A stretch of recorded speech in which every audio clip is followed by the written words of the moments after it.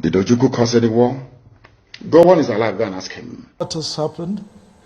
And I had to just say to him, well, if this is the case, you have my double loyalty, as as my GOC and president. Now, president or commander-in-chief. I see, I can see a knockout is being done. But yes, if I mean, that happened. And so that was why, the military government in Nigeria came into being. The attempt by, the first group did not, was not, complete. So, it was a military government that was forced on the, on the military.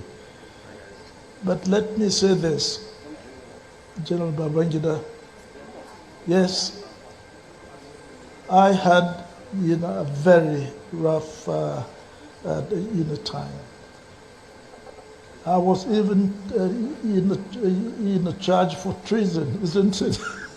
I was charged for treason. You believe that? But however, such a false thing, and I certainly didn't believe that such a thing could happen. But however, later on, President Shagari rescinded that order, and you, in the end, made sure that yes, you in the end restored my rank, restored my honor, etc.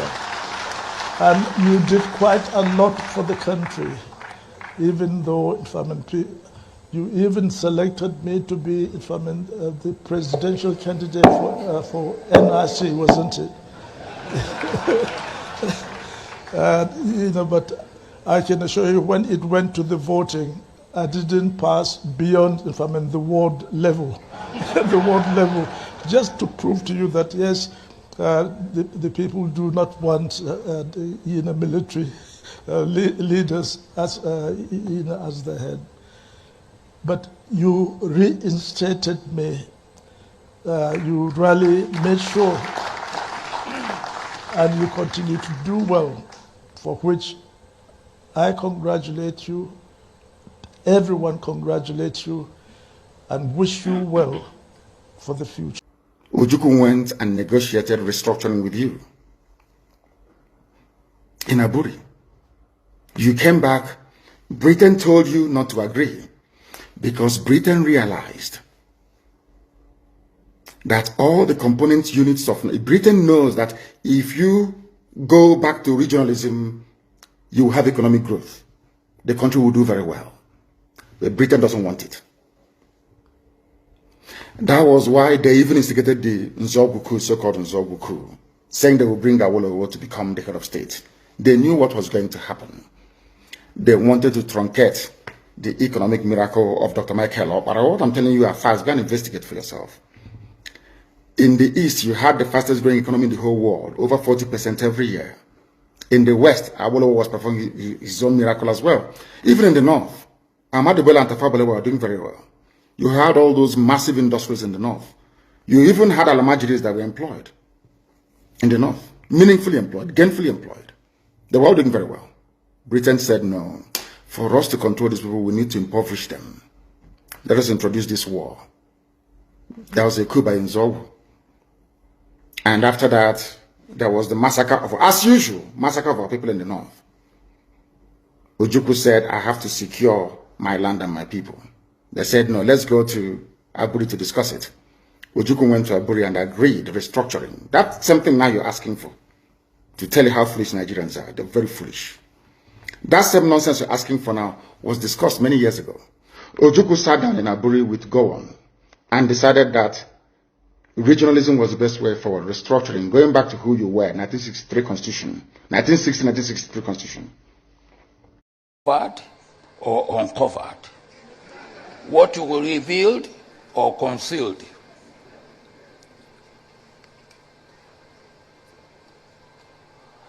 if any. So I am anxious to read the book. One thing is absolutely sure. There will be enlightenment, and there will be, and we will have written records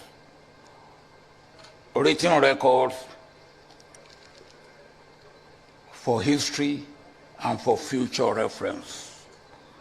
We should be able to glean what lessons and wisdom you acquired with the benefit of the hindsight. There will be one other thing: reaction galore. Again, it will be good, bad, and ugly. But your duty must be due, and you have done it.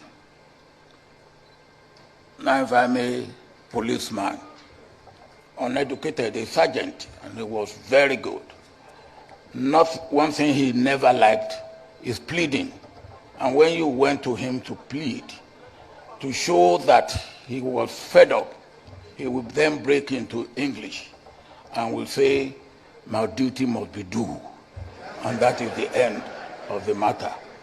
Your duty must be due, and you have done your duty. Yes, good morning, good afternoon, good evening, and good night. First and foremost, is NNAMDI KANU a terrorist?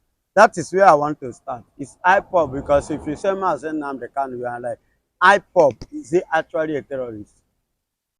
Because I don't know why would I say that anybody pleading for the unconditional release of NNAMDI KANU must be held as a terrorist.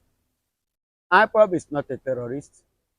Neither is their leader a terrorist. Because when you name a group or organization, whatever you may call it, a terrorist, that means it is the leader that is the terrorist, the one that organized it. And if you take a look at the whole thing, what is playing now, you discover that NNAMDI KANU is not a terrorist, and he has never participated in anyone, and he can never be. And let me tell you, in case you forget, do you know currently now that the British are giving IPOB members asylum? And if they can openly, this is the second time they are doing that, if they can openly give IPOB asylum, definitely we are not terrorists. Because a country like a British can never welcome terrorist group in their country. So what do you think make the Northern Coalition group to make that very ugly statement? This statement. They even mentioned Peter Obi. Yes. Because anybody that said, they said anybody asking for the release of NNAMDI KANU. When they say it, don't you see all those Fulani imposed governors? Okay, does it mean that East? Those ones are they asking for the Fulani? Afenifere that also demanded for the immediate release of NNAMDI KANU. Are they also a terrorist? I am coming, my brother. The Honest Ndibo, are they also a terrorist? I don't know. The Benjamin Kalu, is he a terrorist? I don't understand. So the thing remains. It is not their fault, but it is the fault of Ohaneze, who's supposed to stand to speak for their people. They are there collecting bribe, supporting evil. It is not their fault. It is the fault of the governors in the East, who's supposed to stand up to do the needful. But they are there being fooled. I don't blame them. That's why they come out to say Obi. Is there any northern person, the Fulani person, that is more educated than Peter Obi? Is there any northern person that is more enlightened than any other person in the eastern region? One stupid elder Fulani man said that it is the poor Igbo that are asking for the release of NNAMDI KANU and Biafra. And I asked him, I replied to him yesterday, now, Oga, you are a fool. How many Igbo children do you see that goes out and beg for food? How many of their children did you see on the streets of Nigeria begging for survival, begging for food? You say they are poor. You that is rich, your children is outside begging for food. Me and you, who better? And you open your dirty mouth. I don't know whether you don't see all these Fulani teeth. They know they brush mouth. They only be person where gay house. go know how to do clean up. They look at them, see, then just watch them. You understand? You have the audacity to talk when I'm talking. You have audacity to refer me. Do you know the meaning of terrorist?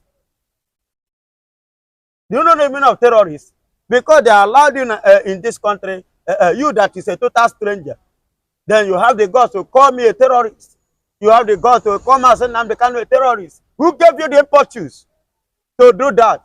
Because Nigeria is a country that have admitted as a terrorist country and they welcome terrorists. That is why you people are messing up. Because if it is a country, look at what has happened against C.J. Musa and his cabinet. Don't you see the mess? They have messed them up because of what? This kind of things that is going on in the country. You cannot invite somebody like C.J. Musa and turn him